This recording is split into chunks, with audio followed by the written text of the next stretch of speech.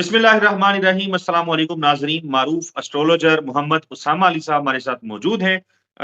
उसामा अली साहब के साथ हम जब गुज़िश्ता वीडियो में बात कर रहे थे तो इन्होंने बड़े स्मार्टली कहा कि ये बल्ला छीनने की प्रैक्टिस की ज़रूरत तो तब पड़ेगी जब इलेक्शन होगा, हो सकता है। इनकी गुफ्तगू से मुझे ये लगा जैसे ये कहना चाह रही हूँ कि शायद पाकिस्तान में इलेक्शन जो है वो ना हो। बहरहाल सुप्रीम कोर्ट ऑफ पाकिस्तान वाज़ेह तौर पे कह चुकी है कि हर सूरत में इलेक्शन होगा, हम ये इलेक्शन करवाएँगे और देखते हैं।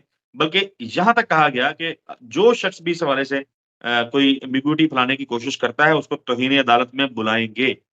हम नहीं बात कर रहे, पाकिस्तान के ताजर ये बात कर रहे हैं और उन्होंने स्टॉक एक्सचेंज में प्राइम मिनिस्टर से मुलाकात की थी गालिबन और उन्होंने कहा कि 2 साल के लिए ये सेटअप चलाया जाए।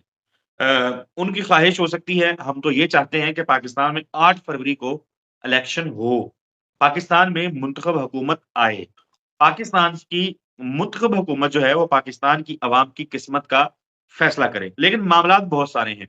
दहशतगर्दी के पे दर पे वाक़यात हो रहे हैं और पाकिस्तान में रवां बरस जो खुदकुश धमाके हुए हैं, 17वां ऐसा धमाका 17वां ऐसा हमला था जो डेरा इस्माइल खान में हुआ और हमारे 23 से ज़ायद 23 या 25 जवान जो हैं वो शहीद हुए इस हमले के अंदर। 17वां ऐसा हमला था जिसमें हमलावर जो हैं उसका ताल्लुक अफ़गानिस्तान से था। अफ़गानिस्तान के साथ मामलात खराब थे और उसामा अली साहब आप बड़े अरसे से ये प्रेडिक्शन कर रहे थे कि दिसंबर के मिड दिसंबर में जाके हालात खराब हो सकते हैं। जंगों की बात भी आप करते रहे हैं। सो अब क्या कहेंगे? सबसे पहले तो मैं तो ज़ाहिर है हमारे जो शोहदा हैं जिन्होंने पाकिस्तान के लिए दुश्मन से लड़ते हुए कुर्बानी दी है, उनको सलाम करता ही हूँ, यकीनन आप भी करते होंगे। और ऐसे में अहम ये है कि सोशल मीडिया के ऊपर पाकिस्तान से बाहर बैठे हुए चंद लोग जो हैं, वो इतना घटिया प्रोपेगेंडा कर रहे हैं कि जी चाहता है कि वो हमारे पास हों और हम खैर अब मैं वो बोलता नहीं हूँ। क्यों ऐसा प्रोपेगेंडा होता है? कितनी ज़रूरत है ऐसे मौके पे हमारी जो अफ़वाज हैं, हमारे जो जवान हैं, उनका हौसला बाँधने की और क्या आगे होता देख रहे हैं? बिस्मिल्लाहिर्रहमानिर्रहीम अल्लाहुम्मा सल्ली अला मोहम्मद व आले मोहम्मद। असद साहब, इसमें जो है ना, पहला नुक्ता तो ये समझ लें कि जो अब जिस फिफ्थ वॉरफेयर जो अब मॉडल्स है ना वो बदल गए हैं। उसमें सबसे ज्यादा जो बेहतरीन तरीका है वो लोगों की जहन साजी या जहनों में इस तरह की रिफ्ट्स पैदा करना है, जो कि अब पाकिस्तान जिसका शिकार हो चुका है। इसमें समझ नहीं आती, सही गलत की तमीज खत्म हो जाती है, चीजें खत्म हो जाती हैं। तो आज की वीडियो के जरिए कोशिश करते हैं कि इसको तो कम से कम हम काउंटर करें या किसी हद तक अपने नाजरीन के जैसे कहते हैं ना, ब्रेन को जैसे कहते हैं कन्विंस करने की कोशिश करें कि इससे बचें। देखें, जितने भी हमारी जो भी मिलिट्री फोर्सेस हैं या जो भी नौजवान हैं या जो भी जाने दे रहे हैं, जान देना कोई आम आम बात समझते हैं आप? यार, आपके लिए किसी का जान दे देना या जान से चले जाना आम बात है, उसका तो घर ही चला गया। आप इतनी सी पैसों की खातिर, आपसे मैं कहता हूँ कि ये जितनी आपको सैलरी मिलती है, इतनी सैलरी की खातिर आप अपनी जान रिस्क पे डालेंगे? आप कहेंगे काम ही छोड़ो। तो किसी भी मुल्क का, क्योंकि पाकिस्तान जिस स्टाइल से मौजूद वजूद में आया, ये तो एक अलग कहानी है। इस पे फिर कभी करिएगा प्रोग्राम कि ये एक्चुअली सूबा बनते बनते मुल्क और वो दो को अलग करके तोड़ के और कल को चौधरी बनने के चक्कर में एक रिफ्ट छोड़ गया, जिसकी एक फिर नहीं छूटा तो फिर कश्मीर एक जख्म भी बना गया और ये सारी कहानी हो गई। लेकिन आज जो मैं समझता हूँ कि वक्त की जो सबसे अहम जरूरत है, इस रिफ्ट को खत्म करना है कि हमारे बच्चे, हमारे नौजवान, वो किसी भी फोर्स का हिस्सा है, किसी भी फोर्स का है, वो हमारे बच्चे हैं, हमारे आपके बहन भाई हैं, हमारे रिलेटिव हैं, आपके खानदान से होंगे, मेरे खानदान से होंगे।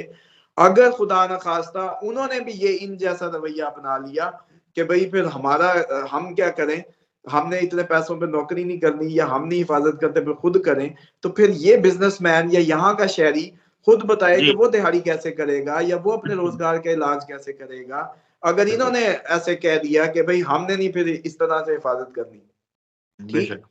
तो इसमें इस सब को जो बार बार हिट किया जा रहा है, इस नुक्ते को, इस बॉन्ड को, उसको मजबूती की जरूरत है, और अपकमिंग टाइम में मैं समझता हूं कि हर मीडिया पर्सन और हर किसी की कोशिश होनी चाहिए कि चीजों को जरा अलग-अलग करके वो करे।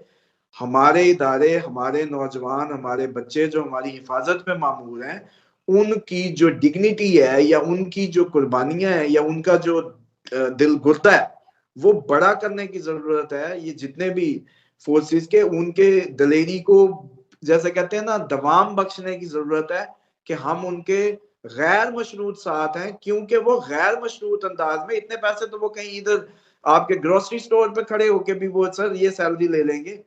तो बात सैलरी या उसकी तो है ही नहीं, बात तो उस कॉज की है कि वो कॉज जो आपकी हिफाजत सबसे बड़ा काम नहीं है। जब आप जिंदा जिंदा हैं, तो जब आप इतने दुश्मनों में घिरे हो तो आपकी जिंदा होना ही, तो फिर सारी कहानियां ना, इकोनॉमी, फिर बिजनेस, फिर ये सारी कहानियां शुरू होती हैं। उसके लिए जिंदा रहना जरूरी है। तो उसके लिए अगर कोई हिफाजत पे मामूर है, तो किसी भी सूरत इससे बड़ा अटैक हमारी कौम पे क्या होगा कि हमारे और हमारी फौज या हमारे जो लोग हैं जो हमारे लिए जान दे रहे हैं, उनके दरमियान में दूरियां पैदा करने की कोशिशें की जाए। वो बेशक मैं समझता हूँ एक्स आर्मी ऑफिशियल्स हो या कोई भी जरिया बन जाए, बाहर बैठे कहीं भी बैठे। असल बात यह है कि भाई उसामा अली दिन साहब, रात उनको दुआओं की, दिन रात आपकी उसामा अली साहब, मोहब्बतों की जरूरत है। आपने आपने बड़ी जबरदस्त बात की है। आपने एक्स आर्मी ऑफिशियल्स की बात की है। मैं माजरत के साथ यहाँ पे थोड़ी सी गुफ्तगू करना चाहूंगा।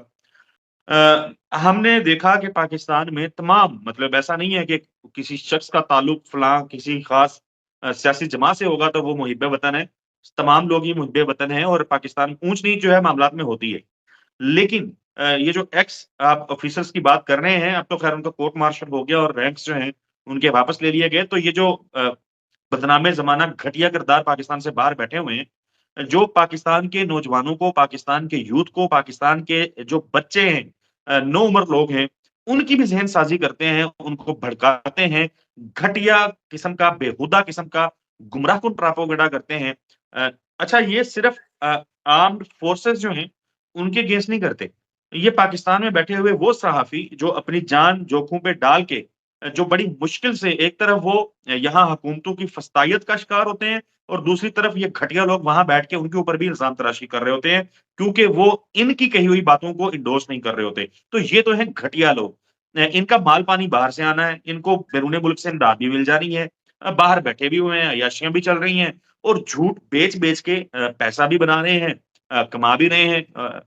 इनका कुछ नहीं जाता पाकिस्तान से बाहर बैठ के ये जितना मर्जी गंद जो है वो बखेरते रहें। लेकिन मुद्दा तो ये है कि पाकिस्तान के लोग कितने रिस्पॉन्सिबल होते हैं, कितने जबरदस्त तरीके से इन लोगों को, क्योंकि जब पाकिस्तान का मामला आएगा तो फिर तो गैरतमंद तो वही होता है जो घर के मामले के अंदर फिर बाहर वाले किसी तीसरे को ना आने दे, दूसरे को ना आने दे। उसामा अली साहब, इलेक्शन। बिल्कुल, इसमें तो ये मैं इसीलिए मैं इसको थोड़ा सा ज्यादा एक्सप्लेन करके टाइम ले जी लिया आपका भी, कि ये जी बड़ा जरूरी है इस पे बात करना। इसके बात किए बगैर अब चारा नहीं है कि हम और हमारी कौम का कोई भी किसी भी शोबे से मुतल्लिक कोई भी शख्स, जब बात हमारे घर की आ गई, हमारी फोर्सेस के जवानों की जानों की आ गई, तो हम सब एक हैं। हम सब उनके लिए वो सारे जज्बात उजागर करें, बात करें और उनका दिल गुर्दा बढ़ाएं। बेशक। उनका अगर दिल गुर्दा इस तरह की, ये जो बाहर के अनासिर इस तरह की ज़हन साजियां कर रहे हैं, वो कम हो गया, तो बाकी तो कहानियां, इकोनॉमी तो बाद की कहानी है। पहले तो हिफाजत जिंदा है तो सारी कहानी है। तो बेशक मैं बेशक। समझता हूं कि जितने हमारे, बल्कि अमूमन मैं आपको अपना बता दूं कि जब कोई एक्स अमूमन शोहदा के फैमिली या कोई बात करती है, तो मैं अमूमन उनको इस डेडिकेशन से बताता हूँ। ये चार्ज भी नहीं, अगर वो पे मेरी वो नहीं कर पा रहे तो मैं कहता हूँ इट्स ओके। क्यों? क्योंकि ये किसी शहीद की फैमिली है, ये किसी उसकी फैमिली है। मैं आज जिंदा हूं तो बेशक। इन्हीं शेरों की वजह से या इन्हीं दलेरों की वजह से, या मेरा बचपन जवानी तक पहुंचा है या जवानी बुढ़ापे तक जाएगी, तब भी इन्हीं मुहाफिजों के सर पे होगा। अब आ जाए कि इंटरनेशनली जो माहौल बन रहा है, वो डेफिनेटली, जो मैं आपको जंग इंडिकेट कर रहा हूँ या पूरे खिता हमारा एक टर्मोइल का शिकार हो रहा है। फलस्तीन की, जब मैंने कहा था ये जंग को आम ना समझे, किसी ने अभी तक सीरियस लिया उस बात को कि वो अभी तक बंद नहीं हुई। सीज फायर बिल्कुल। 5 दिन का होता है, 4 दिन का होता है, ऐसा भी क्या हो गया है कि वो टल ही नहीं रही। और ये हम्म। जो अमेरिकन मैरीन्स आके खड़ी हो गई हैं, जिसपे प्यूटन भी कह रहा है कि भाई ये एटॉमिक मैरीन्स इधर क्या कर रही हैं इस हमास या इसके लिए तो इतनी जरूरत नहीं है। तो ये सारे का सारा खिता और इसी का एक शाखसाना ये जो हमारा बॉर्डर साइड है, क्योंकि मोदी ने अपनी इलेक्शन में जाना है मई में, ठीक है। उससे पहले पहले वो पिछली दफा भी आपको पता है हम पे स्ट्राइक करवा के और बड़ा उसने इसको चैनलाइज किया था, सर्जिकल स्ट्राइक और फलानी स्ट्राइक, और फिर हमने चाय पिला के भेज दिया और कहानियां। तो बात ये है कि ये हमारे जो शेर जवान है उसके लिए तैयार हैं, लेकिन अवाम में जो ये जरासीम फैलाए जा रहे हैं कोई भी बहाना बना के, वो उसकी नाकामी के लिए आपका हमारा बात करना जरूरी है। लेकिन ये जरूर सही बात है कि ये जनवरी में, दिसंबर मिड के बाद जनवरी, ये अगला टाइम जो है हमारे लिए कौमी यकजहती का टाइम बनेगा। इसमें इस तरह की हमें प्रॉब्लम आ सकती है जिसकी वजह से इलेक्शन की जो आप बात कर रहे थे डिले में जा सकते हैं, ये एक्सपेक्टेशन है। इस टाइम पे आपको, हम सबको अपने जो नौजवान बॉर्डर्स पे खड़े हैं उनके बाजू मजबूत करने की जरूरत है, उनके खून बढ़ाने की जरूरत है, इस समझ की जरूरत है कि नेगेटिव प्रोपेगेंडे बना के करके चंद पॉलिटिकल गेन्स की खातिर एक बहुत बड़ी अपनी जो आनी दीवार को उसके अंदर छेद करना किसी भी सूरत गवारा नहीं। और मैं आपको बता दूं कि अपकमिंग टाइम में जिस बात से मैं कह भी रहा था कि मैं ज्यादा खुल के नहीं बात कर रहा, वो यही होता है कि जी वक्त से पहले एक बहुत ज्यादा कोई ऐसी फिजा ना बने। लेकिन एक अलर्ट जरूर है कि जनवरी जो है ऐसा कुछ दिखा सकता है हमें जिससे इलेक्शन डिले में चले जाएं। और बॉर्डर साइड से आपको याद होगा, आज से पिछले प्रोग्राम्स में भी मैं कह रहा हूं कि हमें बॉर्डर साइड से भी इश्यूज आ सकते हैं, विद इन द कंट्री भी इश्यूज आ सकते हैं। तो ये जो है ना उन्हीं की एपिसोड्स हैं।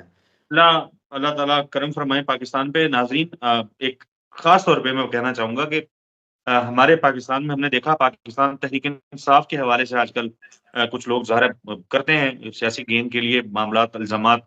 माजी में नून लीग के ऊपर ये इल्ज़ाम लगता था, अब जो है वो पीटीआई के ऊपर लग रहा है।